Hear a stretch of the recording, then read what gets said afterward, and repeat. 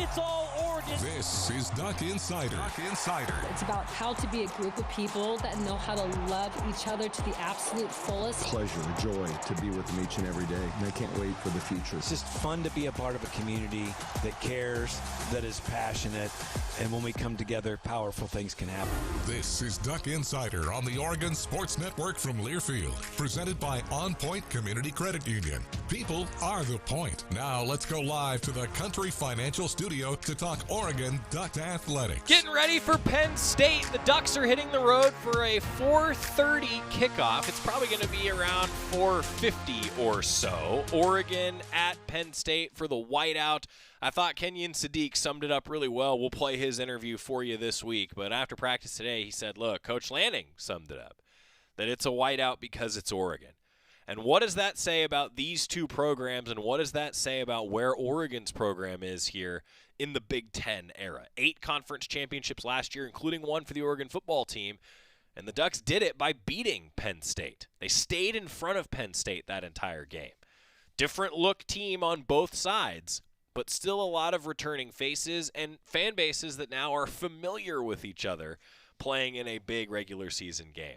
We're going to hear from Coach Lanning, his weekly press conference. Also, Deputy Athletic Director Val Johnson will join us. Oregon Volleyball off to a 9-1 start in the non-conference slate. Big Ten play getting underway for Trent Kirsten's team. We'll talk with the Oregon Volleyball head coach here coming up. But I know everyone wants to hear from the head coach. A lot of preview here as we get ready for a trip to Pennsylvania. Dan Lanning, brought to you by the Willamette Valley Cancer Institute and Research Center. Better cancer care. Close to home. Dan Lanning talking Penn State.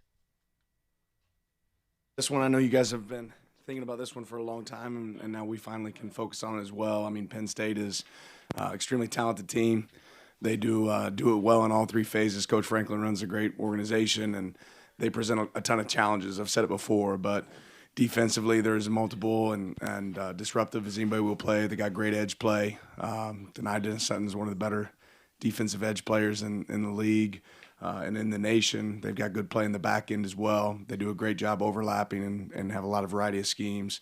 Offensively, they're really tough to prepare for because they're moving almost every play. So it just presents a really challenge, just the shifts and movements and motions that they do, and have great running backs, good quarterback, and their wide receiver play is really stands out this year. They have some speed on the field, and then special teams are really sound. So excited for that environment. It's one that I haven't been to before, but have heard a lot about.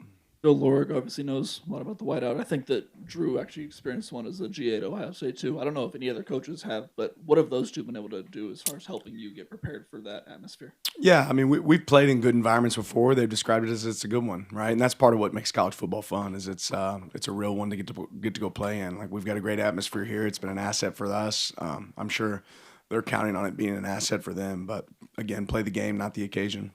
To kind of follow that, then we've seen you certainly steer into the road environment bit, both at Michigan and Wisconsin last year with jump around. Just how much will you be playing Mo Bamba this week in preparation for what will likely be? It'll play a couple times. We'll be do everything we can to be prepared for that environment for sure. I don't love that song.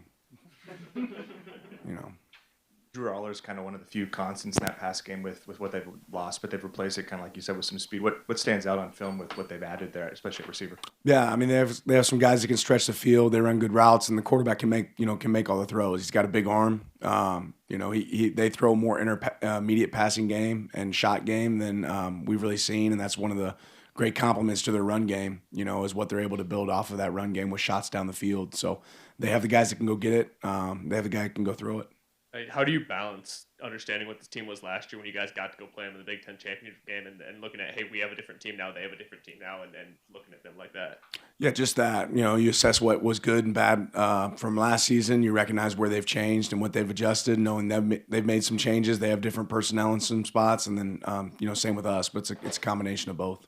They brought in Jim Knowles from Ohio State, and you played them obviously twice last year. What are the differences, similarities that maybe he brought over from Ohio State, and kind of your thoughts on the defense? Yeah, you're seeing a lot of scheme variation, which he had, at Ohio State, but it's a lot of the similar scheme that they carried at Ohio State. And he always has a new wrinkle. Every week you see something new that you haven't necessarily seen on film that he's able to pull from, that he thinks defends you well, and that's always going to present a good challenge.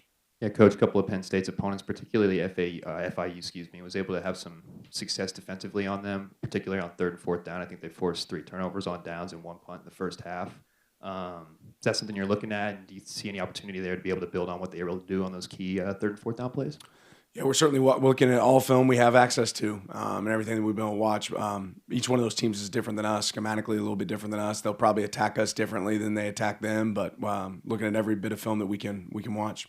What is the most challenging part about just their run game between Allen and Singleton? Yeah, I mean, just it's multiple. It's not like you can say, okay, all the point of attacks are here, right? It's in different directions, and those guys are really good at sticking their foot in the ground and getting vertical. They're both different runners. 10 hits it and builds the speed quick. 13, I mean, he's playing as good as anybody right now. He's got great vision, he's got good patience, and he's able to get vertical as well. So they've got great O-line up front blocking for him. They get hats on hats. They play a physical brand, but it's tough because of the variety of scheme. You guys have done a lot of rotating throughout the field and mostly on defense too, but I'm sure a lot of that is to see what you guys have, and also you have a lot of above-the-line players. How much do you think that's going to restrict now that the competition raises? No, I think the strength of numbers is going to be a huge asset for us as we go throughout the season. And again, how many people you see, what you see is going to be based on performance throughout practice and what that looks like. But if we have guys that can play winning football, we're going to utilize them, and that's going to pay off in the long run for us. When Aller is a guy with a big arm who likes to push the ball downfield and into those intermediate areas, how much are you guys trying to take advantage of that aggression and have ball production in the secondary? Ball production is something we always emphasize, right? But it's important to be sound at the same time. You can't take crazy risks and not put yourself in position to make plays. But yeah, when the ball's in the air, we want to be able to attack it. We've done that well so far this season. For as much as you and Tosh emphasize run defense all offseason, Dan, how much was the title game last year and the 292 on the ground? 297, I think. Nice, even better. How much was that a focus, short term, long term, because it was such a statistical outlier for what you've ever allowed? Yeah, part of it became, was played a little bit based on the type of game it became and what we were willing to give up and what we weren't. But ultimately, that's not the standard. You got to play to the standard, and we played to the standard. And in several games last year, that was not a game that we played to the standard when it came to our rushing defense. And there's things we could have done better schematically, and then there's things that technically we can be a lot better at as well. So it's certainly been a focus for us. We've seen highlights of us playing really good defense at times, run defense this season. We've seen times when we haven't. So we got to make sure that we put our guys in great position to have success, and then do a good job against this rushing attack. You're not going to hold these guys to 0 yards rushing. They're really good, at back. So we have to be able to run the ball effectively on our side of the ball, and we have to be able to stop the run in this game. Both you and Coach Franklin put a big emphasis on starting fast. How are you preparing this week so that your team has a better chance of throwing the first punch? Yeah, it doesn't change. Your preparation doesn't change because it's Penn State, right? That's more of a preparation for what you do every single week, and starting fast is important for us in each game. But it certainly matters in games like this, right? When the crowd's involved, that's something that you can attack early. If you start fast, that can be an asset. But there's going to be highs and lows in this game regardless, right? There's going to be plays that they win. There's going to be plays that we win. It's really about the next play. That's the next most important play. How do you feel like your team has kind of handled the first 4 weeks before this week's game and the mindset that comes with not looking ahead? How do you feel like they did in that? Yeah, I think our team's had really good focus on what's the task at hand, who's the opponent, what do we need to get prepared for, what's it look like in each game, and in certain ways, I think we've leveled up every single week in our operation, our standard, our execution. That's got to continue. You look for growth from week 1 to week 4. We're a better team today than we were week 1. We have to keep growing. I know you've already conveyed respect for Coach Franklin. I'm curious, in having faced off, and was a thrilling game last year, kind of what you've come to appreciate just about how he runs a program, runs a team. Yeah, when you win like he's won, I mean, he did it at Vanderbilt. He's done it at Penn State. He's had a lot of success. He's had coordinator changes and still been able to have success. They've adapted with times. I think they're one of the better teams in utilizing the personnel they have. You saw what their attack looked like last year with Tyler Warren. Now what their attack looks like this year with their backs, with their quarterback. Schematically on defense, willingness to change and adapt. I think there's been a lot of variety that he's shown over the years and ability to win. Penn State might not have Tyler Warren, but their other tight end, Luke Reynolds, was their top receiver in their last game. Just what have you seen from him, and how has he kind of filled those shoes in their offensive scheme? Yeah, that's one of the things. You go back even to their offensive coordinator's time at Kansas, he's always done a really good job of utilizing tight ends, right? They've always had a lot of targets. They pop out of the ground. Really complements their run game, the way they use them. So they're always going to be a threat and somebody you have to be alert for. A couple years ago, you noted that the heat-activated cleats allowed you a coaching advantage. Could you see who was working hard or not? Curious if glow-in-the-dark cleats allow you any advantage coaching. Yeah, I don't know the advantage. Maybe if the lights go out, right? You mentioned Dennis Sutton, but they got a number of guys they'd like to bring off the edge who can get after the quarterback. What goes into preparing your tackles for that mission, and what goes into preparing Dante in terms of being able to set his protections, get extra chips from tight ends, running backs on those edge rushers? Yeah, all the things you said. You have to expose them to those variety in practice and have game plan stuff that's oriented based on where those guys are at. How different are they offensively with the 3 transfer receivers than a year ago, where when Warren's not there, but they still have a good tight end, but these 3 receivers are clearly just different? Yeah, I think more than anything, just the speed. I think you see the speed that shows up, and they've made more plays on contested catches this year than they had in the past. But again, they have the ability to stretch the field. Like you said, you haven't been to Penn State. You've been in a couple of these environments in college football that feel like state college. When you're a head coach, how do you develop and how do you learn during those games about how you prepare your team for the next one? It's like in terms of like, hey, I went into this game in the Big House. I've played at Husky Stadium. I understand how to prepare my team to play in a place like State College. Yeah, those moments. I mean, those moments prepare you for that. And whether it's crowd noise being involved in practice, things like that, there's a lot of different things that you can utilize, in those moments. Taking away communication with the coach-to-player headset, right? And so you have to operate from a different operation point there. There's a lot of things that you can do in practice to help that. Today, Franklin talked about how maybe in the last matchup, when you guys had the ball, they didn't have enough. I think he used tools of the belt of matching up man-to-man with you. Can you maybe just explain philosophically like what the challenges are of going zone against what you hope to do on offense?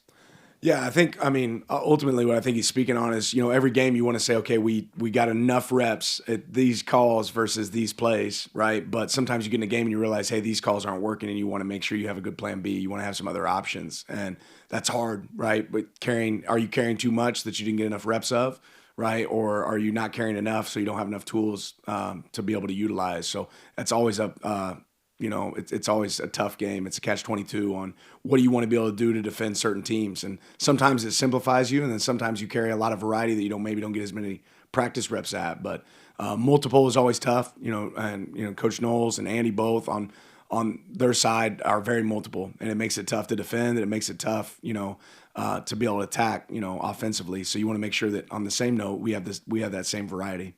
Last weekend against Oregon State was your guys' lowest usage of 11 personnel this year, going a lot more big bodies. How much of that was just in terms of game plan, and that's how you thought you were going to be able to beat Oregon State, versus we didn't run the ball well at Northwestern and we need to get heavier and put a little bigger bodies and be able to block out there? Yeah, it's probably more matchup oriented.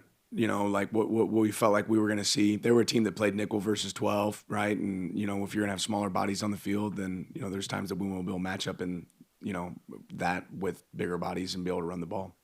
Dennis Sutton was certainly really productive last year with Carter. When he's now the guy, what has he done differently already these first 3 games when he's at that level like Abdul was and is being productive so far? Yeah, I think you see relentless effort on film, from him. And he had that before, but you can see a confidence in him that he's going to be the guy that goes and makes the play. And, he's whether it's shots on the ball, whether it's the way he rushes, the way he attacks in the backfield, it really shows up. Last year, Mateo was playing with 3 other NFL guys along the D-line. How do you feel like he's kind of adjusted, maybe being the focal point of, hey, you got to know where 10 is every single down? Well, I think before it's all said and done, you'll see some other NFL guys on our defensive line now, right? But I think Mateo's played well. I think last game was one of his best games for us, and that doesn't always equate to necessarily sacks or those opportunities, but rush plan working together well with pass game plan. He's done a good job, and Tatum and Mateo both have kind of been leaders up there as far as setting the fronts, communicating, getting our games executed properly, and what we want to be able to utilize. And the guys inside have done a really good job as well. Amari and Bear really coming along, Tion, Terrence. We've had a variety of guys that we can have out there in the field, Blake, that have all done a really good job for us being able to operate out there. We saw Noah and Dylan both warming up more pregame this week than the week before. Just how much closer are they to returning? Do you expect them each to be able to play this week? Yeah, I think we'll be able to have those guys with us. That we probably could have pushed it this past week. Tion made the swap in the starting lineup with him and Bear, but I felt like Tion played one of his stronger games. His pad level got a lot better against the run. What have you seen from him this season, and what behind making that move and what he's been able to do? I mean, it doesn't really matter who runs out for the first game. If you touch the field for us, you're a starter, right? And we need multiple guys that can be able to play inside for us. Tion certainly did some good things. Bear's done some good things, right? To me, it doesn't really matter who's out there for the first snap because we're going to roll. But Tion's proven that he can be a guy that can play winning football for us for sure. Like you opened in, this was a game that everybody was talking about and focused on, especially when it got announced it was going to be the whiteout and prime time and all the bit. How much in your preseason prep for the first 4 games was to keep the focus in the room, now that you're past it, to keep the focus on a week-to-week basis and not have your team think ahead to what everybody knew was eventually going to be here? Yeah, I think our guys are mature and they've been able to handle that well. That hasn't been mentioned in our program. In my role, at times you have to look big picture. You have to look down the road, not just necessarily this game, but a lot of games. But within the week, the prep for our players has been really focused, and they've done a good job of handling that. I feel like your younger corners have kind of developed. You mentioned earlier that you're not the same team you were week 1. Maybe in particular their growth from week 1 to where you are now going to week 5. Yeah, I think just experience, develops confidence, and confidence is going to, lead to good execution and the ability to take risks at times when it's needed. Tackle well, go make plays on the ball. Like all those things are going to develop over time. So the more snaps they get, the better they've gotten. Coach Lanning meeting with the media here, getting ready for a big trip to Pennsylvania. We're going to do that and more with Val Johnson, Deputy Athletic Director. Stick with us on the Oregon Sports Network from Learfield. Dear Truckin' Awesome, Toyota Tundra's got heart-pounding horsepower. Tacoma is one rugged ride, and the 4Runner is tough as nails. Truck yeah. Find yours at Toyota.com. Toyota, let's go places. As a local community credit union founded by teachers, OnPoint is committed to supporting the students and faculty at the University of Oregon. And on game day, we're right there with you, on the field, in the bleachers, and in the classrooms. Drop by one of your local branches today and discover the many ways OnPoint can help support your financial well-being. OnPoint Community Credit Union. People are the point. Federally insured by NCUA. Equal housing opportunity. Dear Truckin' Awesome, Toyota Tundra's got heart-pounding horsepower. Tacoma is one rugged ride, and the 4Runner is tough as nails. Truck yeah. Find yours at Toyota.com. Toyota, let's go places. Duck Insider continues from the Country Financial Studios in 1 minute on the Oregon Sports Network from Learfield. This message is for Karina, our mom who finished her high school diploma at age 28. Hi, Mom. It's Emmettith and Nicholas. Congratulations on getting your diploma. You worked so hard and have taught us so much. We love you. When you graduate, they graduate. Finish your high school diploma for you and for them. Visit finishyourdiploma.org to find free and supportive adult education centers near you. Brought to you by the Dollar General Literacy Foundation and the Ad Council. You said you'd never buy your kid candy from the checkout aisle. Or forget extra diapers. You'd never lick your thumb to clean their face. Never, ever become a minivan mom. So when you say you'd never leave your child in a hot car, know it can happen. Cars get hot fast, and kids can be at risk in temperatures as low as 60 degrees Fahrenheit. Never happens. Before you leave the car, always stop, look, lock. Brought to you by NHTSA and the Ad Council.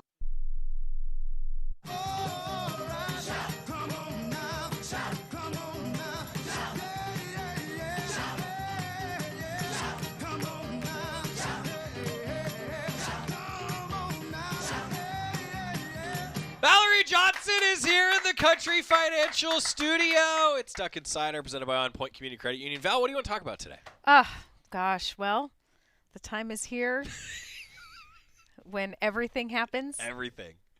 Classes start next week. They start.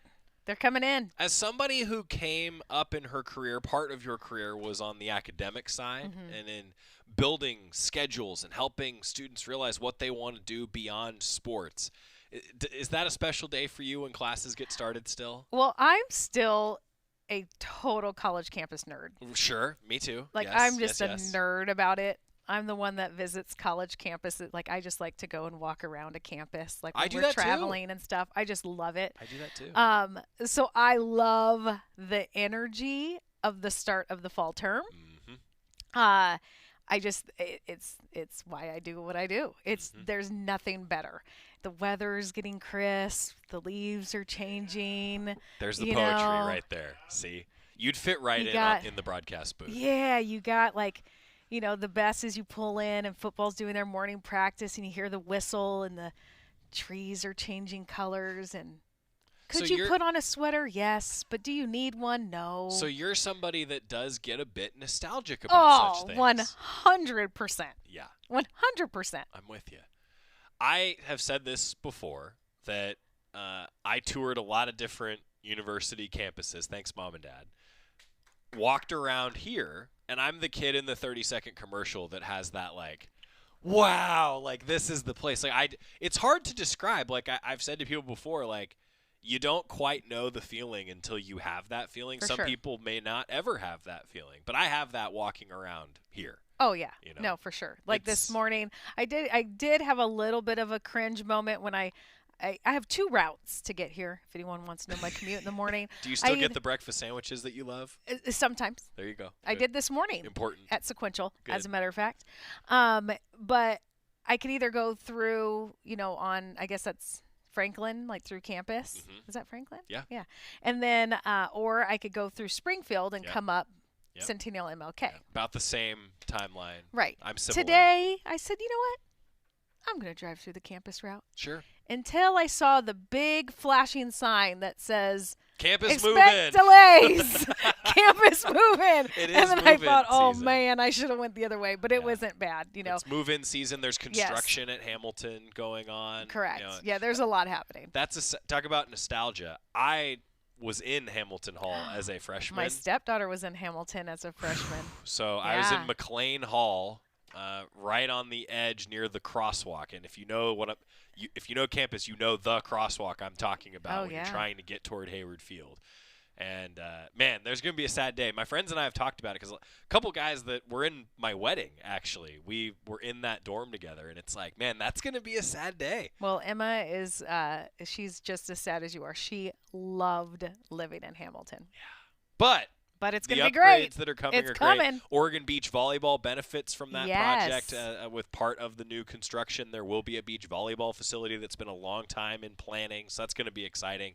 That is not what I planned to talk to you about today yet. But, hey, it's fall. Here we are. So there's so many options. It is fall. How's football season been for you so far? It has been, fantastic. I mean, it's just always a fun, Saturday to be able to go out. Does the administrator look good when the team is good as much as the broadcaster sounds good when the team is good? Oh, for sure. Yeah. And then, I mean, I don't have a lot of, like, on-field need unless Coach Lanning needs to call me up, put me on a headset.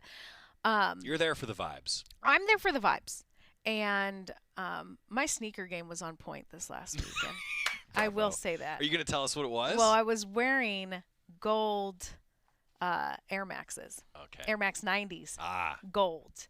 I was you trying fit to right in I was trying to match the duck. cleat game for the shoe duck, and I was pretty proud of myself. As someone who has been around college athletics in the state and on the West Coast, but beyond Oregon, I'm curious, like, what was that all like for you? Like, we still have the jersey on Richard here, like the hats. I mean, what was that like for you just to kind of hear about it when it was being planned and then also see it come to life to recognize what Phil and Bill Bowerman have done for this place? It's hard to capture what it means, I think, to athletics, to sport as a whole in the world, what that handshake did. Yep. And then, so you take it from this macro level of you just think of the international impact of Nike. Yep. And what it just means, and just to, whether it's the casual runner or the elite athlete, I mean, they've had their hand in everything. Yeah. And then when you're here at Oregon, it's this inherent culture that you're in because it's the birthplace. Mm-hmm. And, we're very fortunate that Mr. and Mrs. Knight, they are active participants in our day-to-day in regards to coming to games and supporting our student athletes and really just being present to be able to see our department do something such as this to really try our best to honor that legacy. You never can figure out a way to truly do it. Yeah. But this was amazing to see it all come together, and knowing, that both Phil and Penny were here to actually see it in action and see the fans and our student athletes really embrace it, but then also learn more about the legacy of Nike and the legacy of Phil, and just really how that impacted everything that we do here. I think it's amazing to think about how much sport has influenced, not just here, but I'm glad you brought up like the macro scale, because I think that often gets lost with our unique connection, and I'm guilty of this, right? Mm-hmm. Like, there's such an Oregon connection, and it's like, yes. But then the macro of what Nike has meant to sport culture, and I'll even go further, pop culture, like maybe just culture completely. in general. It's pretty impactful. It's remarkable, and it's, and hopefully people have taken the time to actually read Shoe Duck. I mean, it's a phenomenal book on so many different levels. I love that you called it Shoe Duck. Shoe Shoe Duck. Dog. Shoe Dog. But that's perfect. Shoe Dog. That's We'll perfect. own it. But Shoe Dog, because we've really been talking a lot about Shoe Duck all week. Right. But I mean, for good reason, right? Like he couldn't have named it that. I mean, I feel like he really wanted to, but it might have been a little too specific. I know. We all know what he meant. We know what he meant. We know. So Shoe Dog. That's awesome. Wink. Shoe Duck. We actually know what you wanted to put on the title. That's okay though. But for us, I mean, if you've picked that book up and just read it, and the historical factor, the leadership, the business acumen that you learn, I mean, it's a phenomenal, phenomenal book.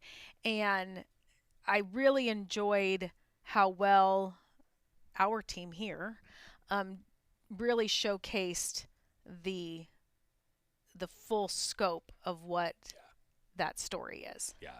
It's amazing to unpack it here even like a week later, because there was all this build up and anticipation, and then I love like Ducks versus them last night, right? Like one of the cool things that our team was able to do is have Phil read some excerpts from the book, and that to me kind of puts it in perspective too, especially like now in the context of getting ready for a big game like on the road at Penn State. I've said a lot this week that how amazing is it and how cool is it to be part of one of these games with the marquee regular season game. The reason for that, a lot of it is because of the growth that we're talking about, right? Correct. With that symbiotic relationship. And to have Oregon be in one of those, whatever list you want to say, top influential brands, that's pretty powerful to look back on and say, hey, that part of why Oregon is there is because of this. Oh, hands down. Yeah. Yeah, it's hard when you actually sit down and think about it, just the scope of it. Yeah. But we are very blessed, very fortunate, and very grateful. Okay, we have not talked about anything that I wrote down on my bullet points yet. So we're going to get time out. A volleyball season going strong. Women's basketball schedule is coming out. Up. We're going to talk about that when we come back. Stick with us. Val's here. We're back after this on the Oregon Sports Network from Learfield. As a local community credit union founded by teachers, OnPoint is committed to supporting the students and faculty at the University of Oregon. And on game day, we're right there with you, on the field, in the bleachers, and in the classrooms. Drop by one of your local branches today and discover the many ways OnPoint can help support your financial well-being. OnPoint Community Credit Union. People are the point. Federally insured by NCUA. Equal housing opportunity. When life blindsides you with an injury, you need a team that's tough. For over 30 years, Morgan & Morgan has been fighting for the people. This season, we're proud to partner with Oregon Athletics. Because whether it's on the field or in the courtroom, we're both determined to do what it takes to win. Morgan & Morgan, proud partner of Oregon Athletics. Injured? Dial #law. Morgan & Morgan, 10150 Southwest 6th Avenue, Portland. Prior results do not guarantee a similar outcome. More Duck Insider from the Country Financial Studios after this on the Oregon Sports Network from Learfield. We asked parents who adopted teens to share their journey. We just kind of knew from the beginning that we were family. They showcased a sense of love that I never had before. I mean, he's not only my parent, he's like my best friend. At the end of the day, it's all been worth it. I wouldn't change a thing about our lives. Learn about adopting a teen from foster care. Visit adoptuskids.org to learn more. Brought to you by Adopt US Kids, the U.S. Department of Health and Human Services, and the Ad Council. My mom has decided to learn to paint, and she's good. My dad's now into creative cuisine, and I've already put on 6 pounds. Learning new things comes with age. My mom? She started forgetting my name and what we're talking about. Forgetting well-known things doesn't. Memory loss may be a sign of Alzheimer's disease. Early detection gives you and your loved one time to plan for the future. Learn the warning signs of Alzheimer's at 10signs.org. Brought to you by the Alzheimer's Association and the Ad Council.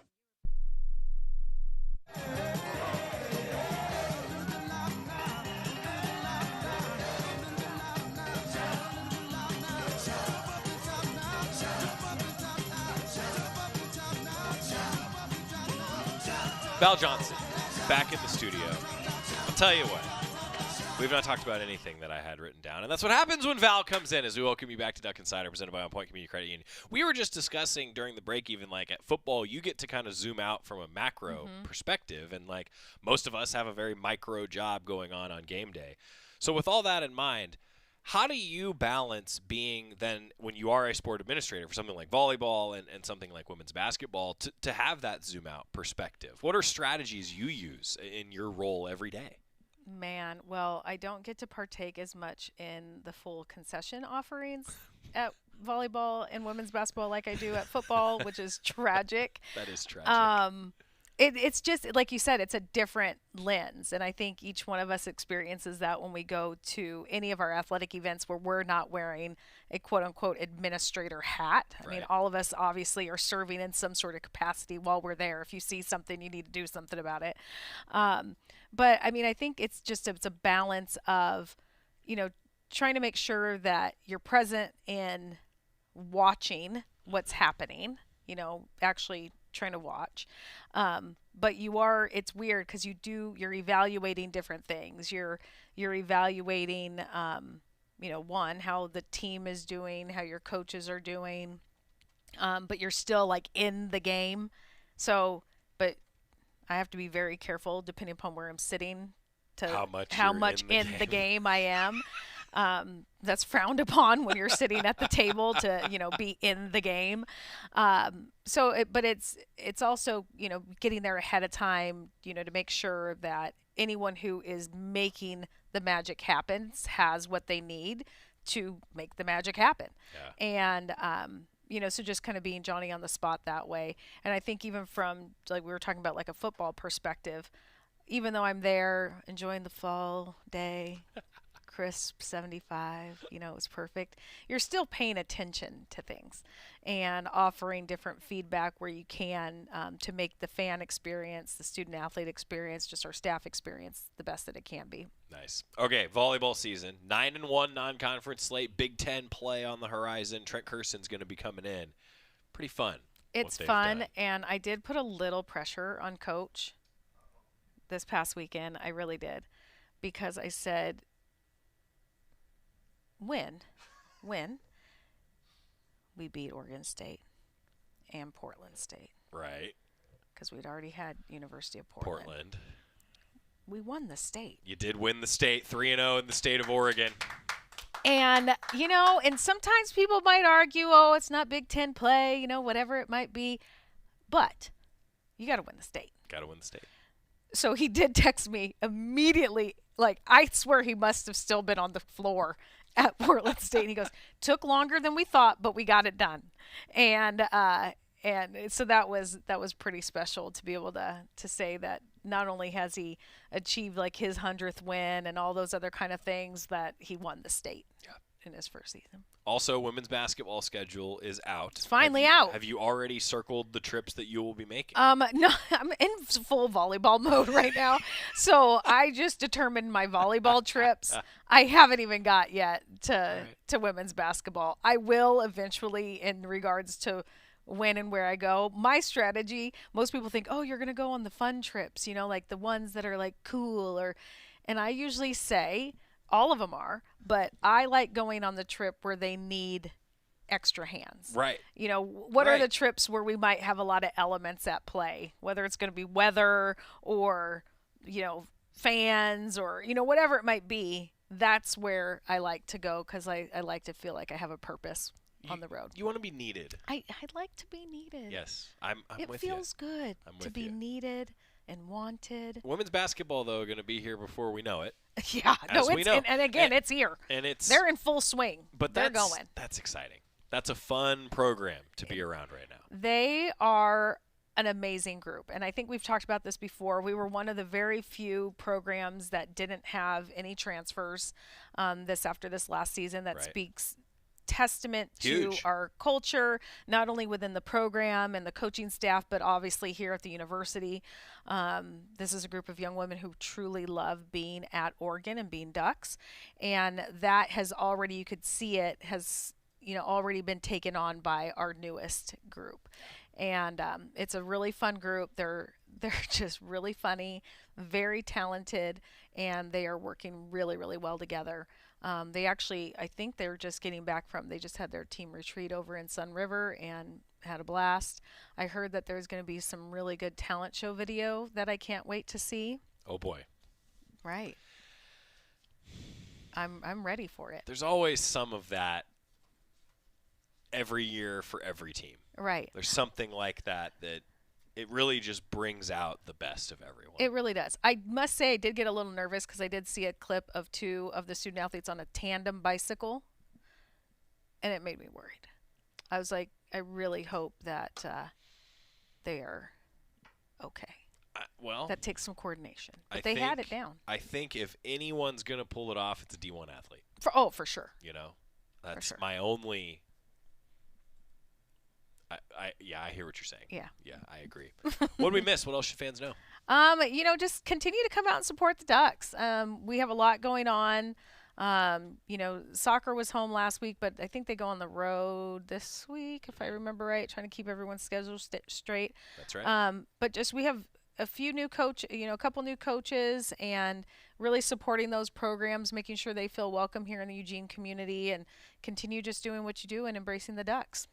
Great stuff. Val Johnson, Deputy Athletic Director, kind enough to join us. Thanks for being here. We'll talk to you again in like 6 to 8 weeks. Yeah. That tends to be the rotation through the corner offices. Yeah, the thick of volleyball season and the beginning of women's basketball season. That was the thought, yeah. Yeah. There is a method to the madness There here. is. Like Big Ten play starting for volleyball. Hey. Yeah. Val, let's talk. They're ready. Women's They're basketball heading out schedule tomorrow. We thought would be out. It's out.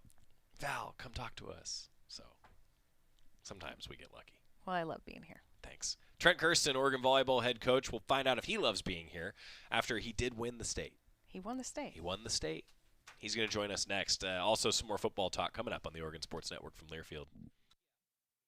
At Shadow Hills Country Club, we're more than just an award-winning golf course and practice facility. Our events team offers all-inclusive event pricing that allows us to take care of all the details while you enjoy your event. Our indoor and outdoor venues offer you a wide variety of fully staffed options that put the focus on you. From weddings to business and social events, at Shadow Hills Country Club Events Center, you get the benefits of a resort atmosphere and amenities in a peaceful country setting, just minutes from downtown Eugene. Call for a tour today or visit shadowhillsevents.com. Hey Duck fans, at Country Financial, they make insurance easy. Whether you're shopping for home, auto, or more, their representatives will take the time to understand your specific needs and explain what options work best for you. Worry less and feel more confident knowing you're covered. Visit countryfinancial.com to get started today. Experience more with Country Financial. Auto and home insurance policies issued by Country Mutual Insurance Company, Country Preferred Insurance Company, and Country Casualty Insurance Company, Bloomington, Illinois. This is Duck Insider. Duck Insider on the Oregon Sports Network from Learfield. When I smoke weed, I get lost in the music. I like to isolate each instrument. The rhythmic bass, the harmonies on the piano, the sticky melody. Hey, careful, babe. There's someone crossing the street. Sorry, I didn't see him there. If you feel different, you drive different. Don't drive high. It's dangerous and illegal everywhere. A message from NHTSA and the Ad Council. Hey, Dad, how do airplanes fly? What's in this box? Is this tree good for climbing? How are babies made?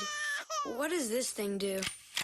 Kids are curious about everything, including guns. Talking to them about gun safety in your home is a good first step, but you can do more. Always keep your guns locked, unloaded, and stored separately from ammunition. Safe gun storage saves lives. Learn how to make your home safer at endfamilyfire.org. That's endfamilyfire.org. Brought to you by End Family Fire, Brady, and the Ad Council.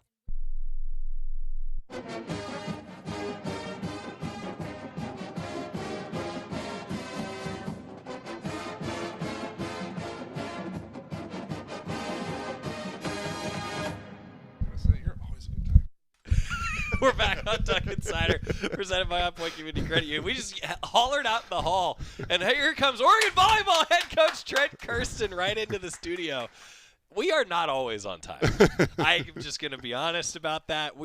Look, there's like some things in the radio world that you try not to, as we do, burn the clock, which is like have one segment be super short, go right back to commercial. Like we try not to do that. It does happen. Yeah. It happens. It happens usually because there's a great interviewee sitting in that chair. Yeah. Well, you just had Val, right? Yeah. Val was great. Yeah. Val was great. Talked about Shoe Duck. Talked about Oregon Volleyball being 9-1 to this point in the season. I know that I say 9-1 and it's celebratory. You're probably thinking about the 1, but I want to start here because Val made a point to tell the entire audience that she put some pressure on you this past weekend. Yeah. Yeah. It's actually a little bit more to that story that I'll keep to myself. Okay. But like, yeah. She's like, hey, you got to go win the state. I'm like, all right.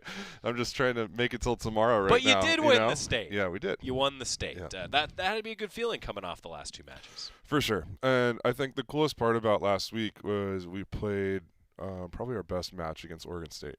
And so that was nice to see it, and especially coming off our exhibition, which we didn't play very great, to come back, 4 weeks later or whatever it was and show like, hey, we've gotten better faster. Sure. And I think that's a cool statement. It's a cool thing to recognize for our team, and like all the work that we're putting in, it's going to pay off.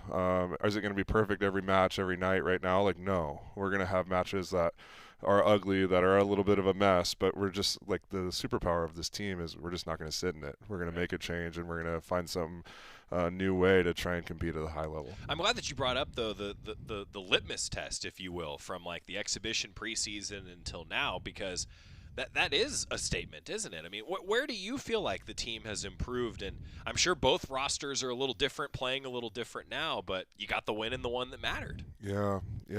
I think in just about every area, I would really love for our floor defense to be sharper than it is right now, but right now we're at a stage where there's not much development that really goes on during season. It's so much more prepping for the next match, and so we're going to have to live with that being, not at the level that, we would all like it to be, I think.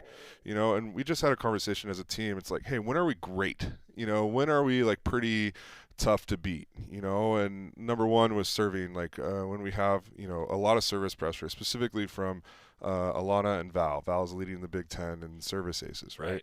And so when that's going well, when we out of system set well, and I think the last thing is like we just can't get aced as much as we're getting aced, right? And if we hold that to 1 a set instead of 2, like we're gonna be in just about every match. But as soon I know 1 to 2 sounds like such a small amount, but it's actually like it's a pretty big thing, right? And so if we can keep those down, then we're going to put ourselves in the match. And, it's not even that we have to pass great because our out-of-system setting has been pretty good for the most part. It's just like, can we prevent like the point scoring from the other team? Also, I should have said this to start because this is a big deal in a career. Congrats on number 100, Thanks. Coach. Thanks. Yeah. Did you know that was coming? I knew I needed 8 at the beginning of the year. Okay. That feels like something you would think about in the off season, and then you kind of forget about it. Well, the only reason I thought about it is because I had to update my resume. That's so true. That's so true. Like, hey, here's why I'm good at this, right? That's interesting. Yeah. So before that, you never really had kept track. No, yeah. I feel like, is it true that coaches remember the losses more than the wins? For sure. You say like begrudgingly, yes. Yeah, I think Like, I'm going to remember that San Diego State match all year long when Yeah. we missed 28 serves and couldn't figure it out, and had to do like 3 different lineups. Like, I'm going to remember that one. Right. And I think there's other ones that stick out in my career as well. And but there's also like the flip side of that, of like the ones that are super tight and you end up winning in 4 and pulling out and making a decision to like put your team in a position to win. So it goes both ways. I think it's amazing just the competitive fire that always comes out when I ask like a question like that, right? It's so true. Trent Kirsten, Oregon Volleyball head coach with us. So the second set, you're going to have to help me out here, Coach, but I feel like the second set against, Portland State, that was a pretty amazing statistical anomaly, if I'm not mistaken. Yeah, well, we started serving the ball in the square a little bit more often, which tended to help us. Right, but give fans some context. Yeah. You're going to be able to explain this better than me. We were down in the first, I don't know, 25. It felt like 15, but it might have been 18. It might have been a little bit closer than that. And we weren't playing well. We served a bunch of balls out. In the second, we came out and we were dialed. Yeah. Like, we were really, really good. It was, I think, the first time in my career that we produced 25 out of 25 points. That means, and give Portland State some credit here. They didn't give us any points in that set the entire time. Right. But I think we had 20 kills, 3 blocks, and 2 aces. That's it. Right? And to produce that many points in a set, like that's usually average in the Big Ten, or like top of the Big Ten is going to be like 17.5. Like, that's usually winning volleyball. And so to produce all 25 is pretty cool. So I called volleyball for 3 years, have obviously followed Oregon volleyball closely since then. I didn't think I've ever seen that before. Yeah. Just from a like no errors were made, but also you were so efficient as a team. So I was curious if that was as much of an anomaly as I thought it was. It was. I literally asked Zach after the match. I'm like, has that ever happened in Oregon volleyball history before? So shout out to Zach Lawson, sports information director for Oregon volleyball, because he and I actually talked about this at the football game on Saturday. He was like, "Oh, you should bring this up," and I was like, "Yeah, that's amazing. Yeah, that's a cool thing." So I imagine it shows how efficient your team can be a bit, right? Can be, and a lot of those points were coming from overpasses for Val. So while she's leading in aces right now, and among Big Ten players.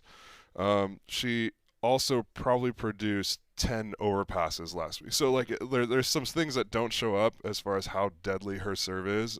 But she was serving so well last weekend. It was great to see. And that's the aggressiveness, or maybe I should say the controlled aggressiveness, that I feel like you and I have talked about a lot this year. Yeah. I mean, Val's going to have the green light to go for it whenever she's got a good toss. Like, she's going to go get it. We're going to live with some of her errors, and it being, I think she's right around 17% right now error, which is still stellar for how high of a ace percentage she is and how out of system she's forcing the other team. So this was a unique broadcaster moment. I don't know if you talked with the talent that did the Portland State broadcast, but Chris Clayton is the voice of women's basketball here at Oregon. Oh, gotcha. And so it was a cool thing. I said to Chris, so this is a treat. Broadcast originates from Portland State. He does some of the volleyball for ESPN Plus up there. I was like, I get to listen to Chris on the call on ESPN Plus. So anyway, the reason I bring this up is Chris and I were talking also afterwards, and he was just like, man, I got to tell you, everybody up in Portland was so impressed with the ability that you all have to adapt over the course of a match. You and I have talked about this, but here we are through non-conference season, right? You've had to play so many different lineups.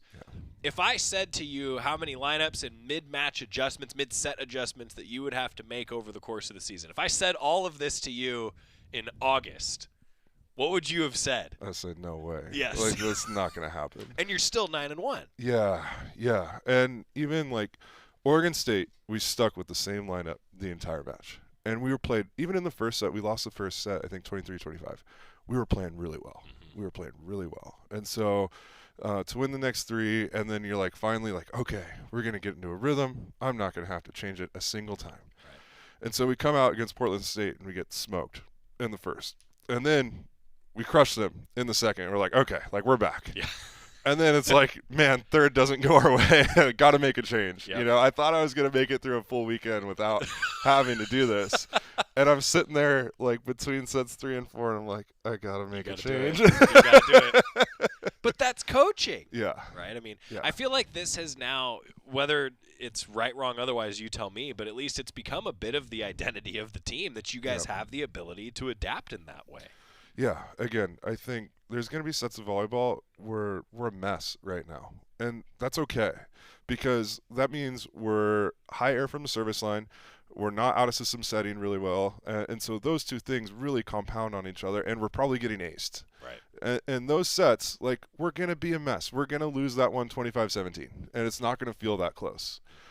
The next set, we're going to stay aggressive from the service line, and there's something called a returns to the means, right? And so if we miss a bunch in the previous set, like, we're going to get some of those back in the next one. And so, you know, while stay the course. Yeah, stay the course. Stay aggressive from the service line. We're going to figure some things out. This team's going to grow through the season, as they already have shown.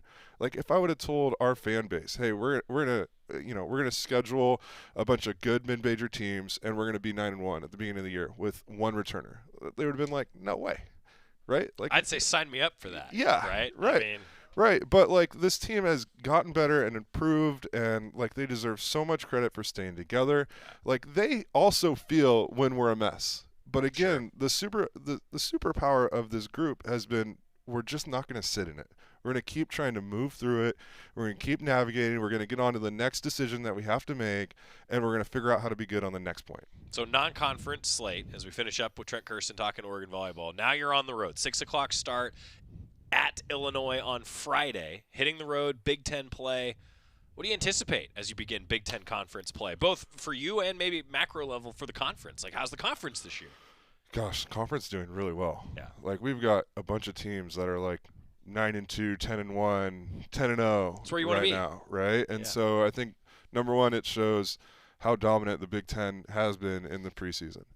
Number two, I'm super excited to go to some new venues that I've never played at. You know, I've never gotten to play at Illinois. I've never gotten to play at Northwestern, and so I'm super excited to go play there. Illinois looks really good. They've got some great middles. Okay, they've got a big lefty, a transfer from Texas actually, and so they've got some studs. And then Northwestern, their pin play is elite right now. I think they're 10-1, 10-2, so, something like that. And they've figured some things out, and we're gonna have to really bring it this weekend on the road. I'm excited for that challenge. That's at noon on Sunday, the Northwestern meeting, both on Big Plus. Friday, 6 o'clock Pacific time, noon on Sunday for Oregon volleyball. Hitting the road, Big Ten play is here. Thanks, Coach. Yeah, this was fun. See, talk about adjustments, but also career win number 100. You hit the century mark. Century mark. It just means I'm getting old and You gray. only get to do that once in your career, right? You only get to do that once. That's cool. Yeah. That's really cool. So, hey, congrats. Thank you. Thanks again. And from Val, thanks for winning the state. Yep. Appreciate it. Trent Kirsten, Oregon Thanks, volleyball guys. head coach. When we come back, getting ready for some Oregon football at Penn State on the Oregon Sports Network from Learfield. As a local community credit union founded by teachers, OnPoint is committed to supporting the students and faculty at the University of Oregon. And on game day, we're right there with you, on the field, in the bleachers, and in the classrooms. Drop by one of your local branches today and discover the many ways OnPoint can help support your financial well-being. OnPoint Community Credit Union. People are the point. Federally insured by NCUA. Equal housing opportunity. We know you turn to the Duck Store for all your game day needs. And for students at the University of Oregon, it's even more. Class supplies, jobs, a seat on our board, a place to take a quick coffee break. Because we're your student-first, non-profit college store, every purchase you make directly supports the very community we serve. From working at our counters to studying in the classroom, from directing our stores to cheering in the stands, the people we serve, the students, are the very people who are the Duck Store. Your daily dose of Oregon athletics. This is Duck Insider from Learfield. You wanted to be cool, which led you to smoking, which led to a pack a day. Then you met that special someone, which led to starting a life with them, which led to wanting to live longer, which led to quitting. Then you heard you may be at risk for lung cancer, which led you to getting a low-dose CT scan. If you smoked, get scanned. Talk to your doctor and learn more at savedbythescan.org. Brought to you by the American Lung Association and the Ad Council. When your car is making a strange noise, no matter what it is, you can't just pretend it's not happening. That's an interesting sound. It's like your mental health. If you're struggling and feeling overwhelmed, it's important to do something about it. It can be as simple as talking to someone or just taking a deep, calming breath to ground yourself. Because once you start to address the problem, you can go so much further. The Huntsman Mental Health Institute and the Ad Council have resources available for you at loveyourmindtoday.org.